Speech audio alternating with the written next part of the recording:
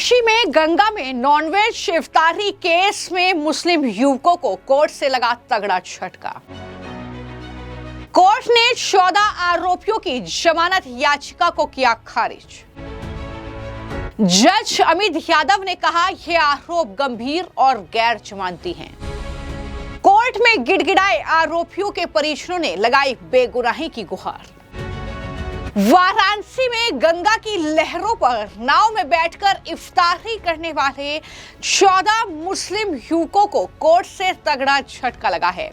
बड़ी खबर यह है कि कोर्ट ने सभी 14 आरोपियों की जमानत याचिका को खारिज कर दिया है और ये तमाम आरोपी अभी जेल में ही रहेंगे। इस मामले में मुख्य न्यायिक मजिस्ट्रेट अमित कुमार यादव की कोर्ट ने इस केस में गिरफ्तार किए गए सभी 14 मुस्लिम युवकों की जमानत याचिका को खारिज किया है। दरअसल एक सप्ताह पहले ही इन 14 युवकों पर उस समय दरअसल आरोप लगे, उनकी गिरफ्तारी हुई जब सोशल मीडिया पर एक वीडियो सामने आया था और हमने आपको ये जानकारी दी थी कि वीडियो में जिस तरीके से दिख रहा है कि गंगा नदी के बीच नाव पर बैठकर ये तमाम लोग इफ्तारी कर रहे थे, नॉनवेज बिरयानी खा रहे थे और वहां पर मांस के टुकड़े और हड्डियां जो हैं वो गंगा में फेंकी जा रही थी। यही आरोप इन तमाम युवकों पर था, जिसके बाद इन्हें गिरफ्तार कर लिया गया। वो तस्वीरें भी आपने देखी। लेकिन अब दरअसल एक भास्कर की मीडिया रिपोर्ट के मुताबिक सिर्फ इनका गुनाह ये नहीं है कि इन्होंने नाव पर बैठकर इफ्तारी की और वहां पर हड्डियां जो हैं वो गंगा नदी में फेंकी, बल्कि आरोप इन पर यह भी है, इनका गुनाह यह भी है कि इन्होंने नाव को हाईजैक करके और नाविक का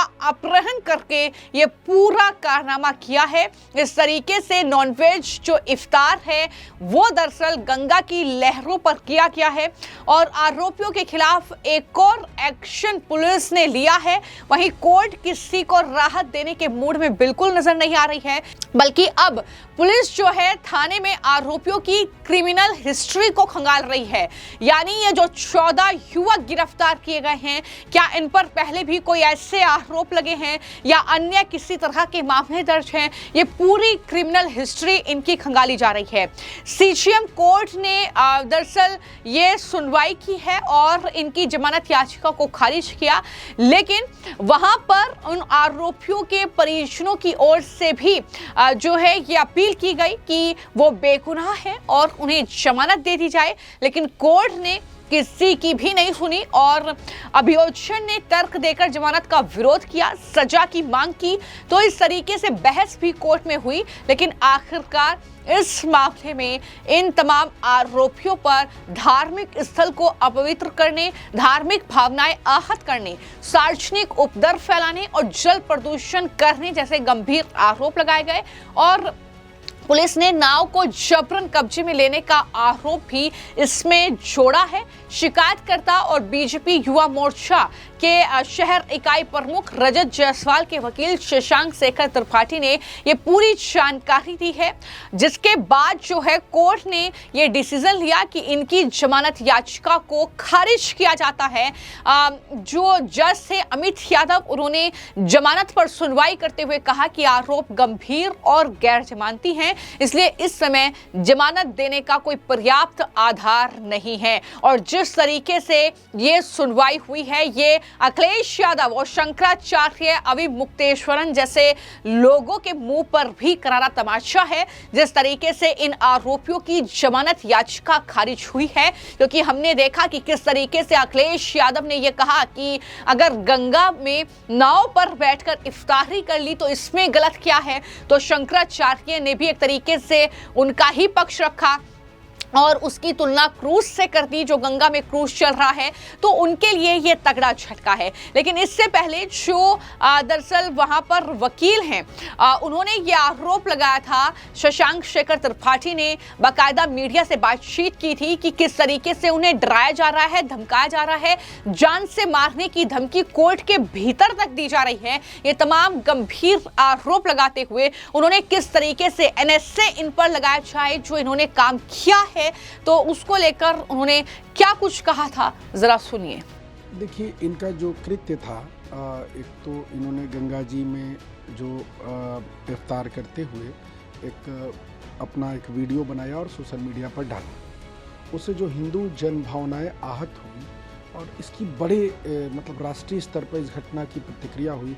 जिस प्रकार से नॉनवेज का उसमें खा करके उसको दिखाते हुए, फिर बिंदु माधव मंदिर जो हम लोगों का मंदिर था वो बाद में औरंगजेब ने तोड़ के उसको मस्जिद बना दिया, उसको वीडियो में दिखाते हुए, फिर अपने नीचे अपने उसमें ईरान का झंडा लगा करके, मतलब एक मोटिव क्रिएट करके हिंदुओं को उकसाने के लिए ये काम किया गया। तो इसमें पुलिस ने पहले उनको गिरफ्तार किया। इन सारे लोगों का एक मुकदमा दर्ज हुआ रजत जायसवाल की ओर से। पुलिस के लोगों ने इनको गिरफ्तार किया, इनकी पहचान करी, बड़ी मुश्किल से इनकी गिरफ्तारी हुई। और इनकी गिरफ्तारी के बाद ये लोग फिर भी अपने पूरे कॉन्फिडेंस में थे कि ये लोग आराम से छूट जाएंगे, इनके द्वारा जो काम किया गया है उसके आधार पर ये लोग छूट जाएंगे। पुलिस ने भी 107, 16, 151 जो पुरानी धारा थी, अभी शांति भंग में उनका चालान किया, उनको जेल भेज दिया जमानतदार नहीं होने से। लेकिन जब पुलिस ने इस घटना की विवेचना शुरू की तो बड़े गंभीर तथ्य सामने आए। वो तथ्य मतलब एक तरह से समझिए कि ये किसी के बहकावे में या किसी के चढ़ाने में या किसी के षड्यंत्र में आकर के इन लोगों के द्वारा यह काम किया गया। एक सामान्य घटना ये होती है कि भाई चलिए आप गए गंगा जी में कुछ खा पी लिए, तो नॉर्मली लोग कर लेते हैं। लेकिन जो नमाज की प्रक्रिया होती है, नमाज पढ़ने की जो प्रक्रिया, जो रोज़ा खोलने की जो प्रक्रिया होती है, उसके लिए इस्लाम में भी कुछ बंदिशें हैं, कुछ कानून है इस्लाम में। और ये जो रोज़ा खोलने की जो प्रक्रिया है, वो उसमें जो चौथी नमाज होती है मगरिब की, उसको रोज़ा खोलने के ठीक बाद उसको पढ़ा जाता है और अपने अल्लाह और अपने ईश्वर की इबादत करने के बाद फिर कुछ भोजन वगैरह किया जाता है। जैसे हम लोग मान लीजिए नवरात्र का व्रत है, पूजा करके उठे तो कुछ हल्का सा खा लिए, उसके बाद फिर अपना वो कर लिए।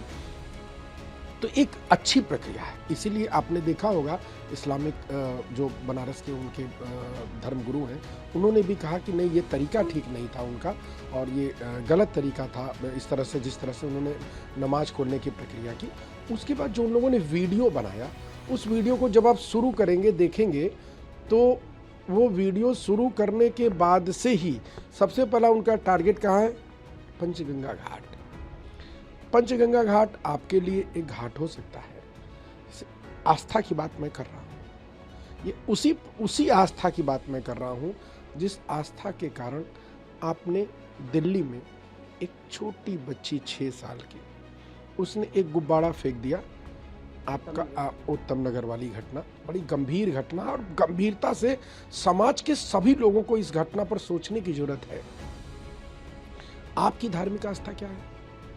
एक छोटे बच्चे ने एक गुब्बारा रंग का फेंक दिया, आपके कपड़े पे लग गया, आपने क्या किया? आपने विवाद किया और बहुत सारे लोगों ने इकट्ठा होकर उसके पिता की हत्या कर दी। आपकी आस्था ऐसे प्रभावित हो गई। तो जो इस देश का बहुसंख्यक समाज है, जिसने आपको बराबर का सम्मान दिया, उसकी आस्थाओं का भी तो ध्यान रखना आपकी जिम्मेदारी बनती है। तो पहले पंचगंगा घाट पर इन्होंने नाव ली, नाविक ने को लगा कि नाविक, हाँ जी जी, नाविक को लगा जैसे सामान्य शाम के समय लोग एक गंगा की यात्रा करते हैं या गंगा मैया में जाते हैं दर्शन करने, उस तरह से ये लोग सभी लोग जाते हैं। भारत गंगा मैया सबकी हैं जो भारत के निवासी हैं, तो ये लोग भी जाएंगे। लेकिन जब ये लोग सामान उठा करके गंगा वो रखने लगे तो नाविक को कुछ शक हुआ, नाविक को और सहनाविक को। उसको जब शक हुआ तो उसने कहा कि ये आप लोग क्या करें? उन्होंने कहा नहीं कुछ ऐसे ही नाश्ते पानी के लिए, कोई नहीं। जब उसको ये पूरा लगा कि नहीं, ये नाव में ये रोजा अवतार का सामान लेकर के जा रहे हैं और वो उसके लिए वो करेंगे, तो उसने उनको मना किया कि नहीं ये काम आप यहाँ नहीं कर सकते हैं। इन लोगों ने जबरदस्ती उस नाव वाले को धमकी दे करके उसको अपने पोजीशन में ले करके, उसको जान से मारने की धमकी दे करके नाव को अपने पोजीशन में लिया, नाव ले गए।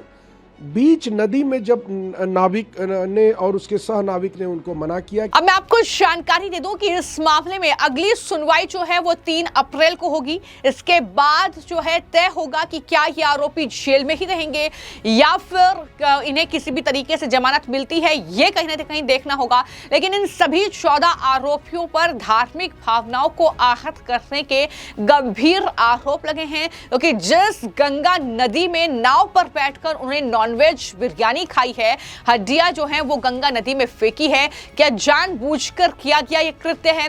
क्या जानबूझकर वो धार्मिक जो भावनाओं को ठेस पहुंचाना चाहते थे, लोगों को भड़काना चाहते थे? ये कई सवाल हैं जो इस वीडियो के सामने आने के बाद उठे हैं और इसी वजह से उनकी गिरफ्तारी भी हुई है और पुलिस अब इस मामले की लगातार जांच कर रही है। जो वहां पर नाविक थे, जो वहां पर लोग थे, उनके बयान दर्ज किए गए हैं। उसके आधार पर पुलिस ने रिपोर्ट तैयार की है और कोर्ट में ये रिपोर्ट पेश की है। इसके बाद आरोपियों के खिलाफ अपहरण और अन्य धाराएं जोड़ने की मांग की गई है। शिकायत करता है रजत जायसवाल। उन्होंने कहा कि गंगा नदी सनातन धर्म के अनुयायियों के लिए गहरी आस्था का केंद्र है। देश और दुनिया से हजारों श्रद्धालु काशी आते हैं और गंगा जल से पूजा अर्चना करते हैं। ऐसे में नदी के बीच नाव पर बिरयानी खाना और उसके अवशेष पानी में फेंकना पूरी तरीके से गलत है। इससे धार्मिक भावनाएं आहत होती हैं। तो अभी इन आरोपियों को कोई राहत नहीं मिली है।